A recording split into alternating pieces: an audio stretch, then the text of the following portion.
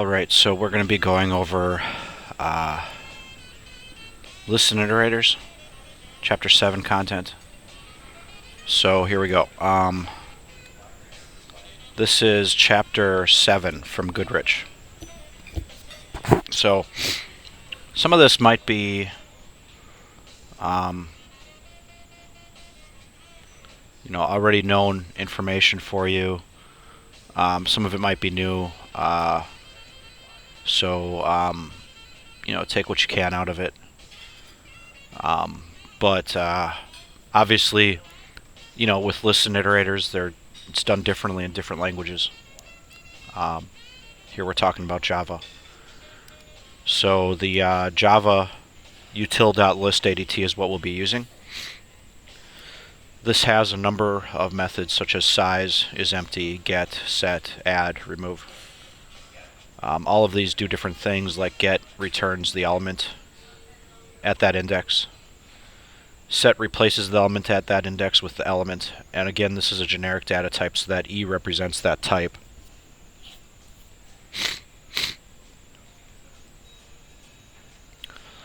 Here's a sequence of list operations for adding, for example, in spot 0A, in spot 0B, and then getting the first one out, which ends up being A. Well, actually, the index position 1, which is A. And the set 2 comma C is actually going to give you an error because this is a zero-based numbering system, so we've got 0 and then 1, and then if we try set 2C, it's going to give us an error. The Java util list ADT, if you try to do that, it'll actually give you back an error, an exception error. So that's why you see error here. Now, what's different is if you do add to C, that works because essentially we've got we're adding it to the second position, and there's a 0 and 1 position there, so we add it. It allows you to do that. Ironically, it does not allow you to do add 4D because that would push this to size 3 then 4, and it wouldn't work because there's one extra spot there that it would have to add. And the question becomes, well, what would it add? It would have to add like an empty element or something like that, which might be a little bit odd. So I see someone's online here. Oh, hey Travis. So I thought that there was a dinging there. I thought that was indicating that there was a question, but I guess not. So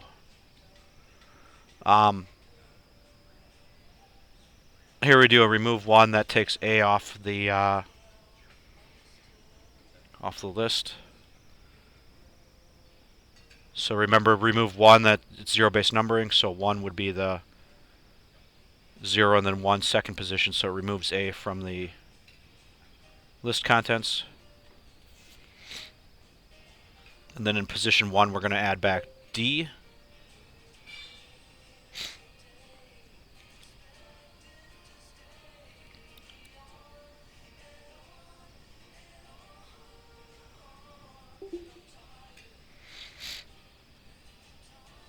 And then we've got a get 4. There's going to be an error because we got 0, 1, 2, 3, and then 4 is an error. And then if we put F in there and we do a get, or we do a set 2G, that's going to work. Because 0, 1, and 2, that puts G in the second position. Get 2 returns our G. So, as far as implementation goes, the array list, or the list ADT, the java.util.list, it's always kind of confusing because you've got array list, you've got arrays, And now I'm showing you here a java.util.list, which is a separate ADT from all of that.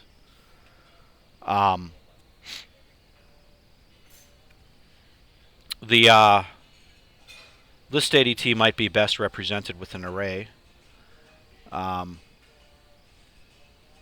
Fairly easy to implement. We do need to worry about insertion, deletion, and that kind of thing.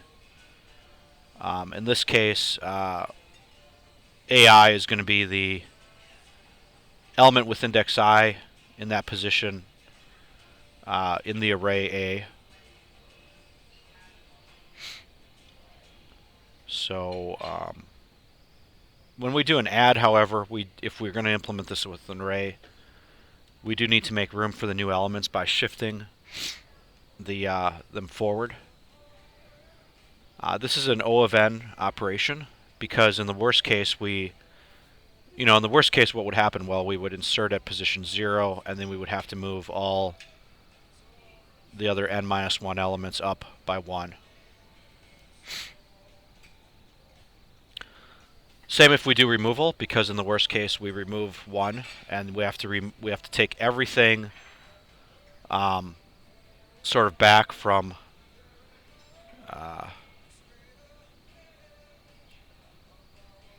we have to kind of go back from the end of the list to the start of the list all over again. And that would be an O of n operation.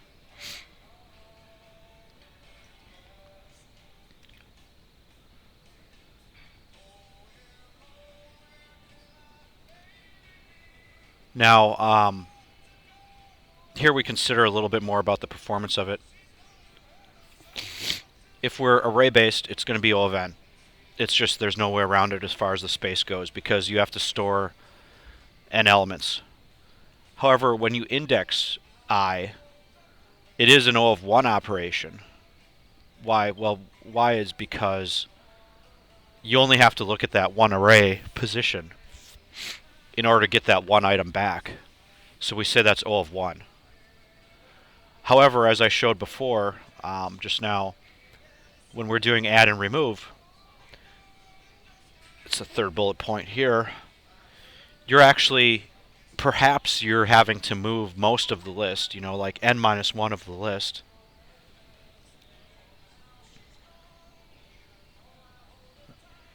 One second here. So slight pause. Okay, so when we say it's n-1 moves maximum, that's the worst case, and that's the case we have to take. And then basically,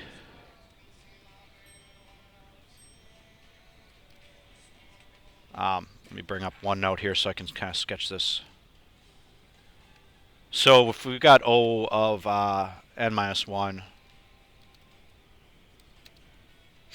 it should be pretty clear by now that that's basically O of n. Because remember, we have to remove the constants. You pretty much never count the constants in the calculation. So O of n-1 ends up being O of n.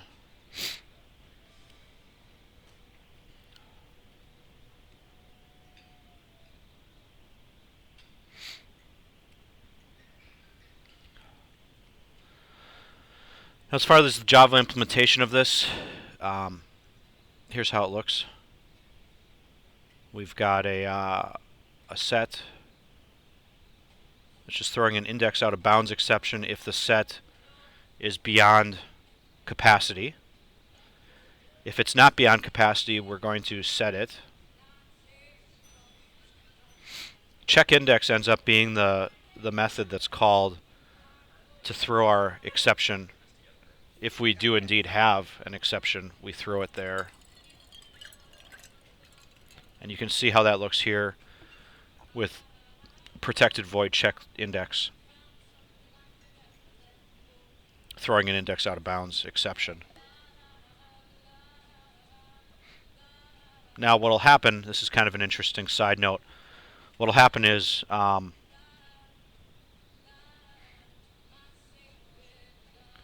set calls it, does the check index. Check index actually ends up throwing that out of bounds exception. Notice that this doesn't actually do a catch routine. It's just going to pass that index out of bounds exception back because of that. Since it's not doing its own catch, it just simply passes that back.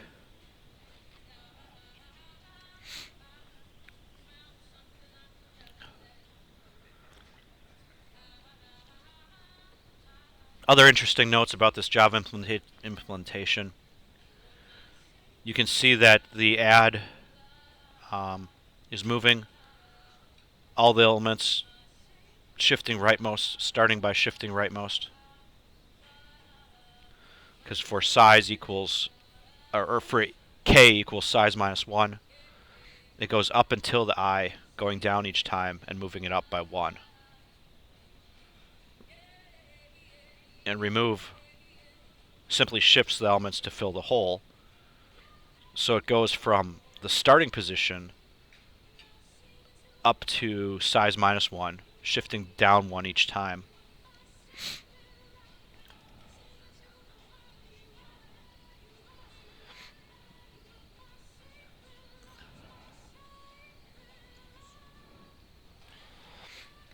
So here's a growable array-based array list where we basically say push of O is the object. It's going to add object O at the end of the list. And then when it's full, we replace the array with the larger one.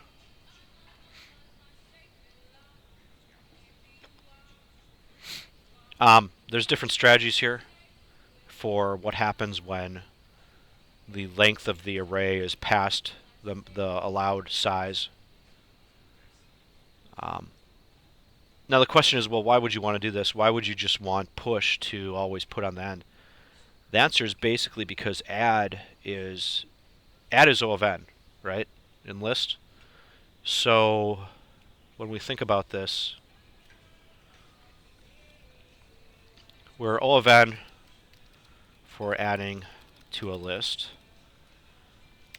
because we have to move n minus 1 elements max. But if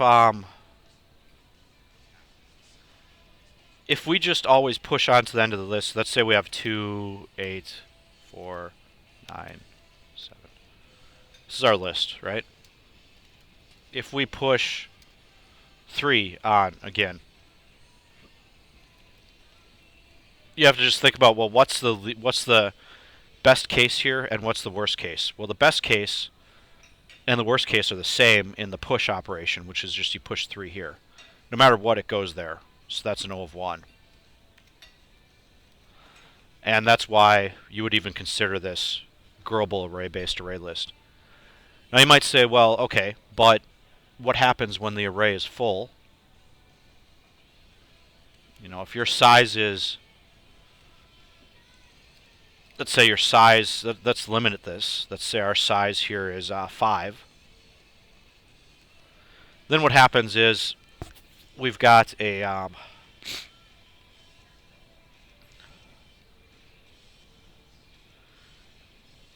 you know, if you see here, it says for I equals 0 to n minus 1, copy into the new list. So technically, we have to do that copy.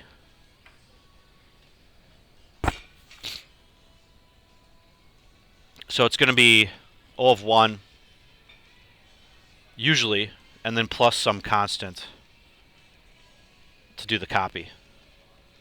But that ends up just being O of 1 essentially. It's O of a constant.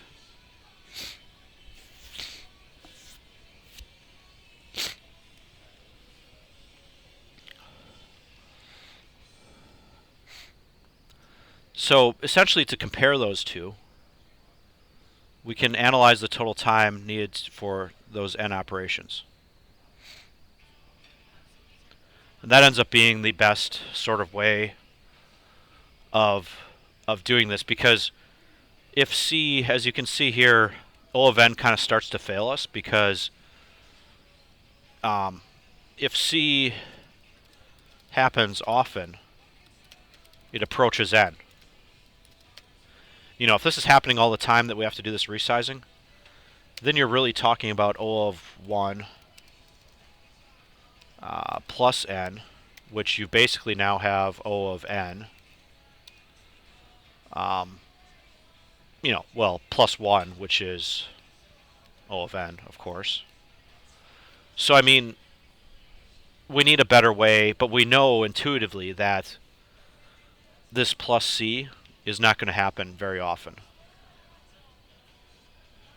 So, I'm going to end there, and we're going to talk next time we meet virtually here on, which will be a video I post on Friday morning. I'm going to talk about ways out of that situation. There's incremental strategy analysis. That's sort of where we'll start with on Friday morning. All right, talk to you soon.